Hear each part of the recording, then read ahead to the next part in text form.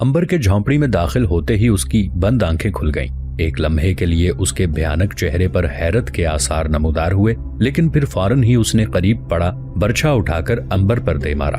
अंबर एक तरफ हट गया, बर्छा दरवाजे में लटक गया। दोनों के दरमियान अलाव के अलावा और बहुत सी चीजें बिखरी पड़ी थीं। अंबर आगे बढ़ा तो एक बड़ा सा बर्तन उसकी ठोकर से उलट गया। इसमें शायद कोई रोगन भरा हुआ था। रोगन बहकर अलाव में गिर गया, जिससे एक जबरदस्त शोला बुलंद हुआ और घास की छत ने आग पकड़ ली। पूरी झोंपड़ी में धुआं भर गया। साहिर ने अंबर पर जस्त लगाई और अपने भारी बदन के साथ अंबर से टकरा दिया। अंबर के हाथ से तलवार छूट गई और मुंह में दबा हुआ खंजर भी गिर गया। झोंपड़ी ने आग पकड़ ली थी और साहिर उससे लिपटा हुआ था। अंबर ने पूरी ताकत से साहिर को धक्का देकर खुद से अलग किया और लपक कर अपना खंजर उठा लिया। फिर उसने खंजर से साहिर पर हमला कर दिया। साहिर ने उसकी कलाई पकड़ ली, मगर अंबर ने झटका देकर कलाई छुड़ाई और खंजर साहिर के सीने में पैवस्त कर दिया। साहिर लड़खड़ाया और भड़कते हुए अलाव में जा गिरा। अंबर ने इत्मीनान की सांस लेकर खंजर कमर में उड़सा, तलवार उठाई और तेजी से झोंपड़ी से निकल आया। बाहर अब तक बारिश हो रही थी। अंबर ने एक नजर जलती हुई झोंपड़ी पर डाली, फिर भागता हुआ दरिया के पास गया और तैरता हुआ दूसरे किनारे पर पहुंच गया। अभी वो अपनी झोंपड़ी के पास भी न पहुंचा था कि बारिश एकदम रुक गई। बादल फट गए और सूरज निकल आया। अंबर दौड़ता हुआ पहाड़ी पर पहुंच गया। उसे खतरा था कि सूरज की रोशनी में उसे कोई देख न ले। फिर अपनी पनाहगाह में पहुंचकर वो अपने गीले कपड़े नचोड़ने लगा। बारिश रुक गई है, वो सोचने लगा। अब तातारियों को शिकस्त नहीं होगी, वो मुगलों को शिकस्त दे देंगे। उसने चट्टान की ओर से झांक कर मुगल खैमों की तरफ देखा। मुगल इत्मीनान से इधर उधर घूम रहे थे। उसने कान उस तरफ लगा दिए जिधर जंग हो रही थी। वो तातारियों के नकारों की आवाजें सुनने के लिए बेचैन था। उसका ख्याल था कि बारिश रुकते ही तातारियों ने जवाबी हमला किया होगा और वो जल्द ही मुगलों को पसपा करते हुए एक बार फिर मैदान में आ जाएंगे, क्योंकि उसने साहिरों का सहर तोड़ दिया है। अंबर देर तक नकारों की आवाजों पर कान लगाए रहा, मगर कोई आवाज ना आई। दोपहर ढल गई, सपहर आ गई, मगर अंबर के कानों में कोई आवाज ना आई। उसकी परेशानी बढ़ गई। तातारियों ने जवाबी हमला क्यों नहीं किया? उसका जहन माऊफ होने लगा। फिर उसे मैदान जंग की तरफ से कुछ सवार तेजी से आते दिखाई दिए। उसके चेहरे पर रौनक आ गई। यकीनन ये मुगल सवार हैं जो मैदान जंग से भाग कर आ रहे हैं। इनके पीछे मुगलों का शिकस्त खुर्दा लश्कर भी आता होगा। अभी वो सोच ही रहा था कि मुगल सवार खैमों के पास पहुंच गए। लश्करगाह के मुगलों ने उन्हें घेर लिया। यूं उनके दरमियान कुछ बातें हुई। फिर तमाम मुगल खुशी से नारे लगाने लगे। उन्होंने शराब के कदहे लुढ़गाना शुरू कर दिए। वो शराब पीते और अंदर बाहर भागते फिर रहे थे। अंबर का दिल बैठ गया। मुगलों को फतह हासिल हुई थी और तातारी शिकस्त खा गए थे। उसी वक्त फाते मुगलों का लश्कर वापस आना शुरू हो गया। वो ढोल पीटते, नकारे बजाते आ रहे थे। मुगल बादशाह इलियास खाजा का घोड़ा आगे आगे था। कई मुगल सरदार उसके घोड़े की लगाम पकड़े पैदल चल रहे थे। मुगल लश्कर जुलूस की शक्ल में मैदान जंग में शादकाम वापस आ रहा था। अंबर ने एक पत्थर से टेक लगा ली। एहसास शिकस्त से उसके जिस्म पर लर्जा तारी था। तैमूर ने समरकंद की तरफ पसपाई अख्तियार की। मुगल बहुत मोहतात थे। उन्होंने तैमूर का ताक़ुब नहीं किया। वो उसकी शजाअत और जंगी महारत से बखूबी वाकिफ थे। उन्हें खतरा था कि अगर उन्होंने तैमूर का ताक़ुब किया तो वो कहीं पहाड़ों और दर्रों में घेर कर उन पर हमला न करते। इलियास खाजा खान अपनी खैमगाह में वापस आ गया। वो ताज़ा दम होकर ज्यादा अस्करी ताकत के साथ समरकंद की तरफ जाना चाहता था। उसके दिल में ये बात बैठ गई थी कि ये फतह उसे सिर्फ बारिश की वजह से हुई है। अगर साहिर उसकी मदद न करते तो वो तैमूर को शिकस्त नहीं दे सकता था। उसने फैसला किया कि वो समरकंद पर हमला करते वक्त उन साहिरों से फिर काम लेगा। तैमूर की शिकस्त की खबर उससे पहले समरकंद पहुंच गई थी। अहले समरकंद सख्त परेशान थे। मुगलों का समरकंद की तरफ बढ़ना यकीनी था, इसलिए समरकंद वालों ने तैमूर के पहुंचने से पहले ही समरकंद के किले को मजबूत करना शुरू कर दिया। फसीलों को दुरुस्त किया गया। सामान खुरोनोश का वाफिर जखीरा कर लिया गया। जब तैमूर का शिकस्ता दिल और थका हारा लश्कर समरकंद में दाखिल हुआ तो अहले समरकंद ने आंखें बिछा दी और तैमूर को अपने ताउन का यकीन दिलाया। वो जानते थे कि सिवाय तैमूर के मुगलों की यलगार को कोई नहीं रोक सकता। उनकी तमाम उम्मीदें सिर्फ तैमूर से वाबस्ता थी। तैमूर को मुगलों के हाथों पहली बार इतनी जबरदस्त शिकस्त उठाना पड़ी थी। इसके बावजूद उसने हिम्मत न हारी। मुगलों का उसका ताक़ुब न करना ये जाहिर करता था कि फतह के बावजूद वो तैमूर से खाइफ थे और समरकंद की तरफ बढ़ने से घबरा रहे थे। तैमूर कुछ दिन समरकंद में ठहरा रहा। उसने फसीलों का मुआयना किया। फौज का हिसाब लगाया तो मालूम हुआ कि आधी से ज्यादा फौज बरसात की उस जंग में मारी जा चुकी है। तैमूर के कई बाएतमाद और बहादुर सरदार भी इस जंग में काम आ गए थे। اسے فوج کی سخت ضرورت تھی۔ سمرقند میں اتنی فوج موجود نہ تھی کہ قلعے سے نکل کر مغلوں کا مقابلہ کیا جا سکے۔ اس نے پہلے مدافعتی جنگ کا فیصلہ کیا۔ اس کے جاسوس سوار روز کی خبریں اس تک پہنچا رہے تھے۔ مغلوں نے میدان قبی متن سے اب تک قدم آگے نہ بڑھائے تھے۔ وہ اپنے مستقر حصار المالیق سے مزید کمک کا انتظار کر رہے تھے۔ مغلوں کا جانی نقصان کم ہوا تھا، لیکن وہ جانتے تھے کہ سمرقند میں مقابلہ سخت ہوگا، اس لیے وہ پوری تیاری سے آگے بڑھنا چاہتے تھے۔ 1 ماہ گزر جانے کے باوجود جب مغل سمرقند نہ پہنچے تو تیمور کی رگے شجاعت نے جوش مارا۔ اسے قلعہ بند ہو کر بیٹھنے سے شرم آنے لگی۔ کچھ ہی دن پہلے وہ مغلوں کو اپنی سرحد سے پرے دھکیل چکا تھا اور اب خود اسے ان کے حملے کا انتظار تھا۔ تیمور نے تازہ دم فوج بھرتی کرنے کا فیصلہ کیا۔ اس نے مدافعتی نظام کو درست کیا، پھر سمرقند کے قاضی کو قلعے کی باغ دوڑ سپرد کر کے اپنے شہر سبز کی طرف چل پڑا۔ تیمور شہر سبز پہنچا تو اس کے مرشد مولانا زین الدین شہر کے چند معززین کے ساتھ سرحد پر اس کے استقبال کے لیے موجود تھے۔ تیمور نے گھوڑے سے اتر کر مولانا کو سلام کیا۔ مولانا نے اس کے سر پر ہاتھ پھیرا اور دعا دینے کے بعد جو پہلا جملہ ان کے منہ سے ادا ہوا وہ یہ تھا، انا للہ و انا الیہ راجعون۔ تیمور نے حیرت سے مولانا کی طرف دیکھا۔ مولانا نے گردن نیچی کر کے کہا، خدا کے کاموں میں کسی کو دخل نہیں، صبر کے سوا اور کوئی چارہ نہیں ہے۔ کیا جہانگیر؟ تیمور اپنا جملہ مکمل نہیں کر سکا۔ جہانگیر خیریت سے ہے، لیکن الجائی خاتون آغا اب ہم میں موجود نہیں ہے۔ مولانا نے دوبارہ تیمور کے سر پر ہاتھ رکھ دیا۔ تیمور کے منہ سے ایک ہلکی سی سسکی نکلی جسے کوئی دوسرا نہ سن سکا۔ الجائی خاتون ایک دم بیمار پڑی اور تیسرے دن بڑی خاموشی سے اس دنیا کو چھوڑ گئی۔ طبیب اس کی بیماری کی تشخیص نہ کر سکا۔ الجائی خاتون کو انتقال کیے 5 دن ہو گئے تھے۔ مولانا کو معلوم ہو چکا تھا کہ تیمور شہر سبز کی طرف چل پڑا ہے، لہٰذا انہوں نے یہ ناخوشگوار فرض خود ادا کرنے کی ذمہ داری قبول کر لی۔ تیمور پہلے ہی خاموش طبیعت اور تنہائی پسند تھا۔ الجائی خاتون کی موت نے اسے حقیقتاً تنہا کر دیا۔ اس کی خاموشی پہلے سے زیادہ بڑھ گئی۔ وہ دن بھر نئی فوج کی بھرتی کے سلسلے میں خود کو مصروف رکھتا، لیکن رات کی تنہائی اسے کاٹنے کو دوڑتی۔ تیمور شہر سبز میں فوج بھرتی کرنے میں مصروف تھا کہ مغل بڑھ کر سمرقند کے مضافات میں پہنچ گئے۔ امیر حسین اگر چاہتا تو مغلوں کو کچھ دن روک سکتا تھا، لیکن اس نے مغلوں کے سامنے آنے کی جرت نہ کی، بلکہ سمرقند سے کچھ اور دور چلا گیا۔ اہل سمرقند مغلوں کی آمد سے بہت پریشان ہوئے۔ قاضی شہر نے بلخ کے مفتی سے امداد طلب کی۔ مفتی فوراً بلخ کے دستوں کے ساتھ سمرقند چل پڑا۔ راستے میں تاتاری بھی اس کے لشکر میں شامل ہو گئے۔ مفتی نے اپنے قلیل لشکر کے ساتھ مغلوں کا مقابلہ کیا اور انہیں سمرقند کے مضافات میں ہی روک لیا۔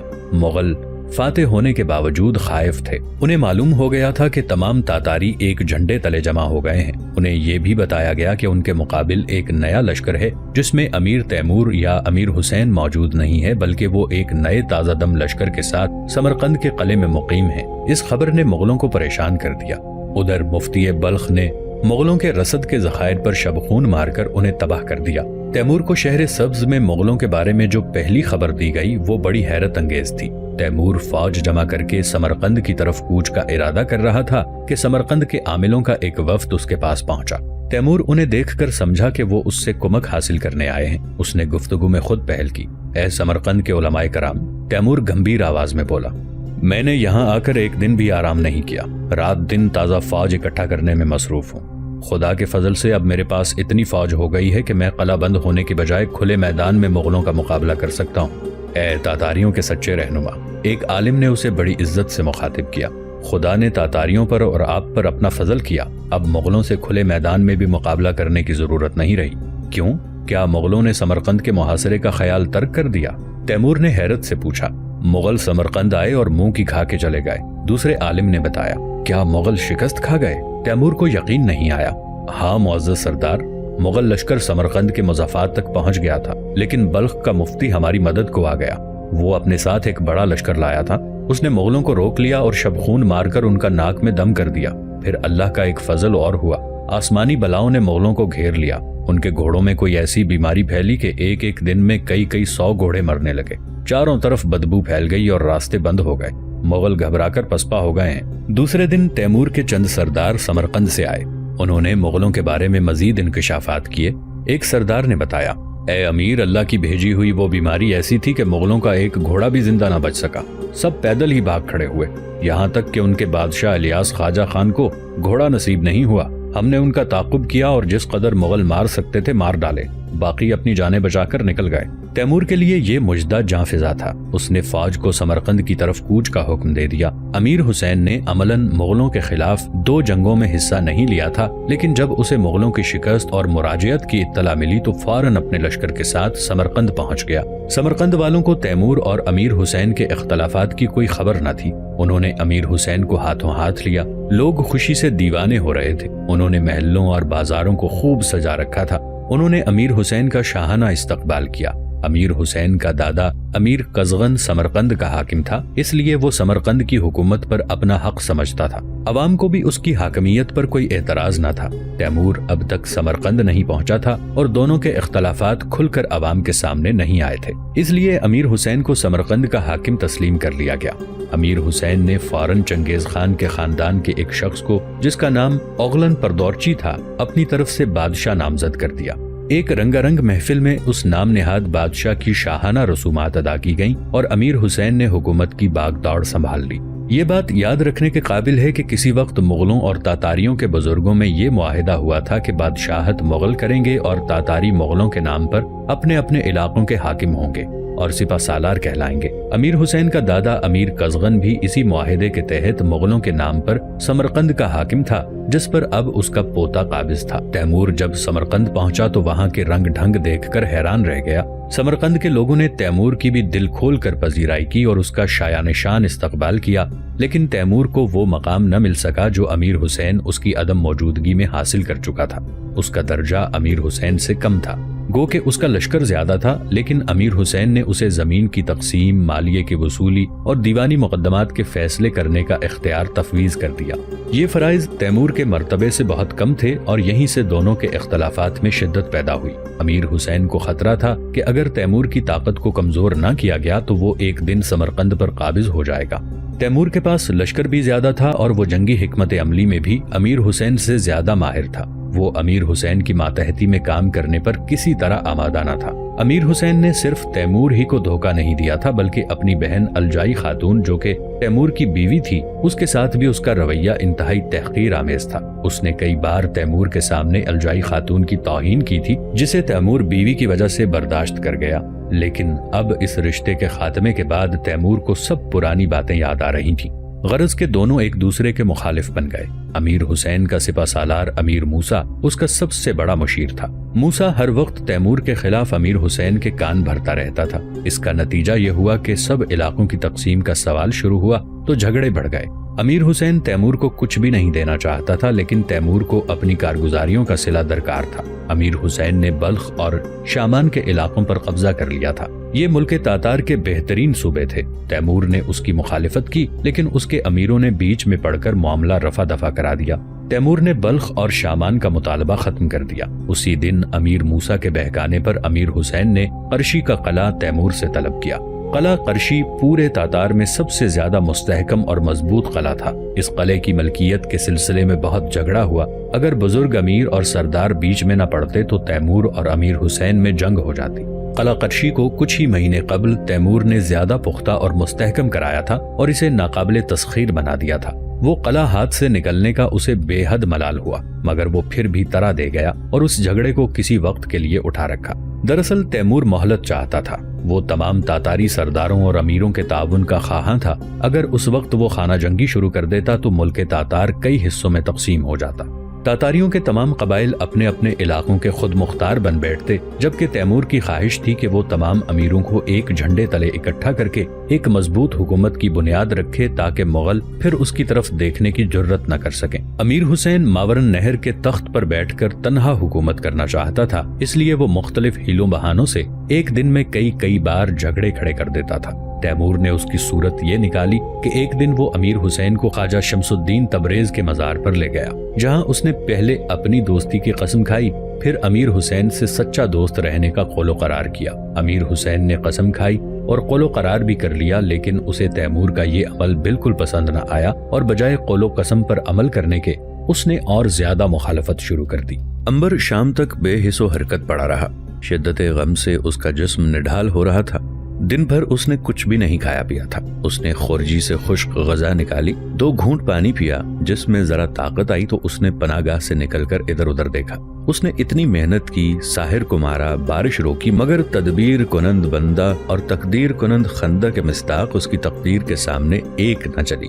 शिकस्त तातारियों की किस्मत में लिखी थी। पेशानी का लिखा सामने आया। अंबर को अब अपनी फिक्र हुई। पहाड़ी चारों तरफ से मुगलों से घिरी हुई थी। अलाव की रोशनी में मुगल पहरेदार इधर उधर घूमते नजर आ रहे थे। उसे रास्तों का सही अंदाजा भी न था, इसलिए उसने रात के वक्त वहां से निकलने का इरादा मुलतवी कर दिया।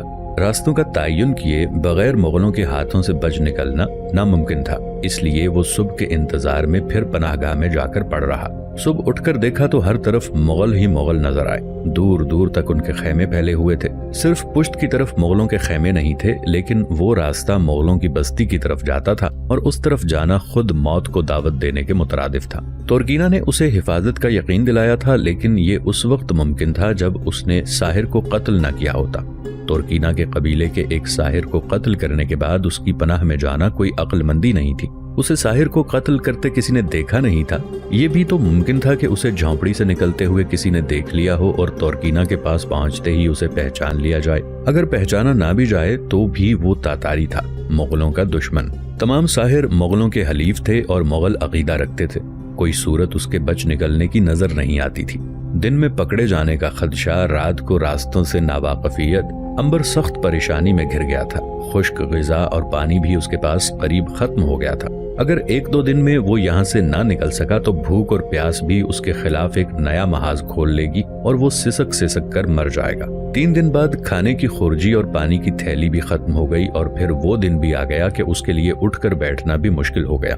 भूख और प्यास ने उसे बिल्कुल लागर कर दिया था। आंखें भी मुश्किल से ही खुलती थीं।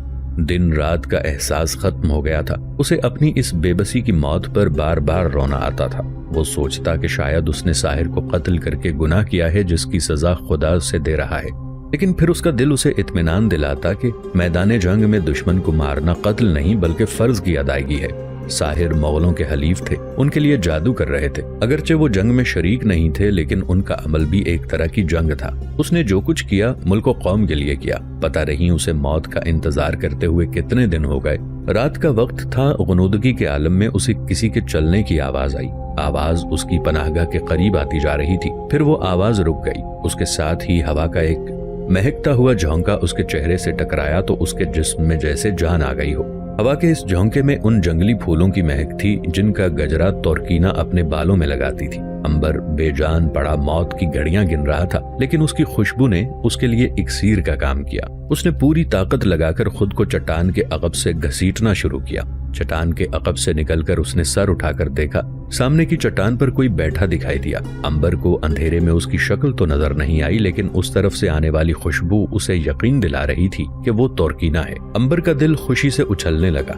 उसने ये सोचकर तुर्कीना को आवाज देने का फैसला किया कि अगर वो तुर्कीना की बजाय कोई मुगल हुआ तो उसे कोई अफसोस ना होगा। वो इस खुद साख्ता कैद से तंग आ चुका था और चाहता था कि सिसक सिसक कर मरने की बजाय अगर कोई उसे कत्ल कर दे तो ये ज्यादा बेहतर होगा। तुर्कीना, उसने आहिस्ता से पुकारा। चट्टान पर बैठा हुआ ह्योला अपनी जगह से उछल पड़ा। उसने चारों तरफ नजर दौड़ाई। अंबर, क्या तुम अंबर हो? ये तुर्कीना की आवाज थी। अंबर ने पहचान कर फौरन जवाब दिया, हाँ तुर्कीना, मैं अंबर हूँ, इधर मेरे पास आओ। तुर्कीना के कदम आवाज की समत उठे। वो अंधेरे में टटोलती हुई उस चट्टान तक पहुंच गई। अंबर ने उठने की कोशिश की तो तुर्कीना का पैर उससे टकराया। वो बैठ गई। पूछने लगी कि क्या हुआ तुम्हें अंबर, क्या तुम जख्मी हो?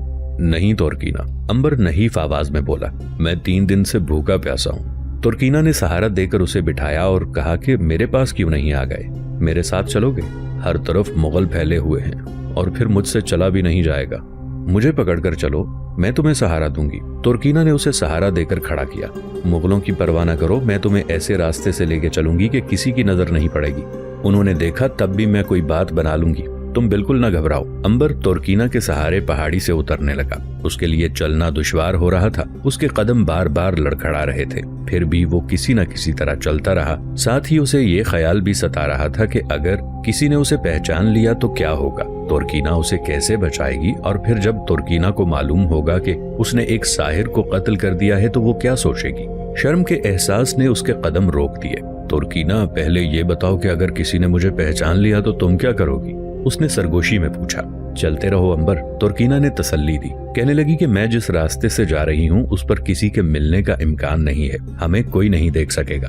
रास्ते में नहीं बल्कि तुम्हारी झोंपड़ी में अगर किसी ने पहचान लिया तो क्या होगा? तुम चलो तो सही, मैं तुम्हारे साथ हूँ। झोंपड़ी में मेरे अलावा और कोई नहीं रहता। तुम्हारे माँ बाप? कोई नहीं है।